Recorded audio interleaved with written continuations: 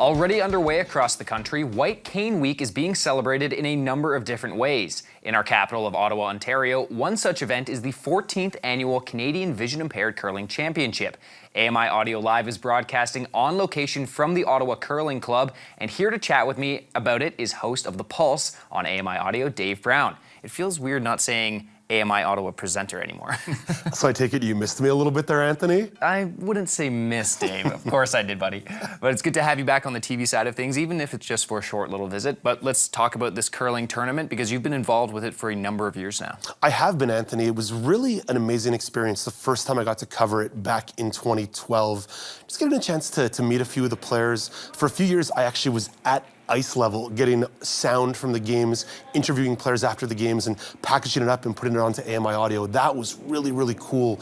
But I've also had a chance to do stories about some of the volunteers, some of the organizers, and I've been on site at least, I don't know, 4 or 5 times over the last few years. So I'm really excited to bring this format to the Curling Championship, where we're going to be doing the AMI Audio Live show. We're going to be interviewing players, interviewing organizers, interviewing volunteers, and really trying to capture some of the character and texture from the tournament. Well, that sounds really exciting, but who's going to be competing?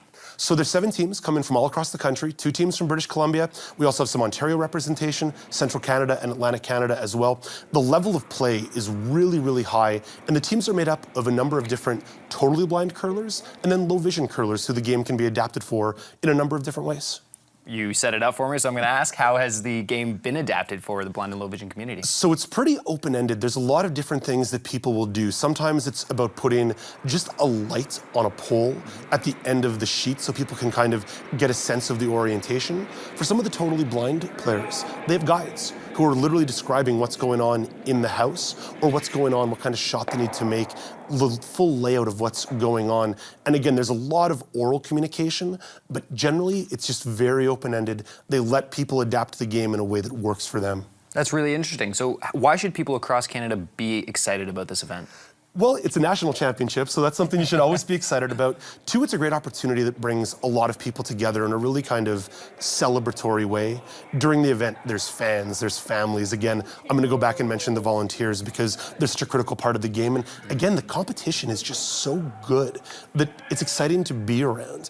And the Ottawa Curling Club is open to the public. So 1 p.m. Eastern in the afternoons, you can come down, you can watch our live presentation for AMI Audio Live. You can take in some of the games. You can maybe have an adult beverage if you so desire, or just a regular beverage if that's more your style. And just to be around it, it's a lot of fun.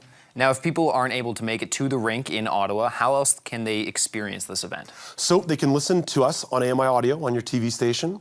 You can also download the podcast, AMI Audio Live Podcast. We're on Google Play, Apple Podcasts, Stitcher, Downcast. You can find us there. You can also check us out by listening online live during the show, ami.ca/listen live. But really, if you want to get all this information, you can track it down, ami.ca/curling. Perfect. And lastly, probably the most important question, are you going to make it out there onto the rink to maybe throw a rock or two? Anthony, I'm a journalist. I'm there just to cover the event. And actually, full disclosure, in my entire life, I've never actually thrown a curling rock or done any sweeping. I am a novice, beyond novice. I'm a minnow in the giant pool that is curling. So no experience for me, and maybe we'll keep it that way this year, but you never know. Oh, I've got 0 experience myself, so maybe we'll link up and we'll get a team going one day. Hey, we should start a team. That'd be fun, a little AMI Vision Impaired Curling team. We could make that work. That'd be great. Well, Dave, thanks so much for joining me in studio today, and good luck with the remainder of the week.